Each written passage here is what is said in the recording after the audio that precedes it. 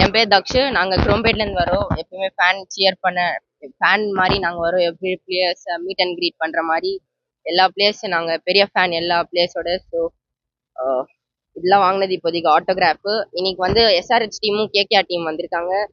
So it's கேகேஆர்லேருந்து Manish Pandey கிட்ட நாங்கள் இன்னைக்கு வாங்கியிருக்கோம். முத்தியா முரளிதரன் கிட்ட இன்னைக்கு வாங்கியிருக்கோம்.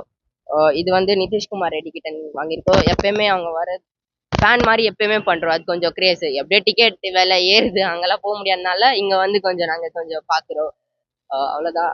அதெல்லாம் எப்படி ட்ராக் பண்றோம்னா அவங்க இன்ஸ்டா ஸ்டோரியில போடுறாங்க, ஃபாலோ பண்றோம், அங்கிருந்து வரும். அப்புறமா அவங்க 2 நாள் முன்னாடி இருக்கணும் மேட்ச் நினைச்சோம், அந்த நாள் தான் வருவாங்க. இண்டிகோ விஸ்டாரா அந்த பிளேன்ஸ்ல வருவாங்க. ஸோ அதுல ஆப் ட்ராக் பண்ணி நாங்க வந்துடுறோம். அவ்வளவுதான். எம்எஸ் தோனி. தோனி தந்தா நல்லா இருக்கும், அவங்க தரமாட்டாங்க. பக்கத்து முன்னாடி முன்னாடி பாடி கார்ட்ஸ் எல்லாமே இருக்கு. ஸோ அவங்க தரமாட்டாங்க. ஆனா வேற பிளேஸ் எல்லாம் கொஞ்சம் சில்லா இருக்காங்க, தந்துடுறாங்க. பரவாயில்ல. இந்த தடவை கேகேஆர் ஜெயிக்கணும். KKR fan.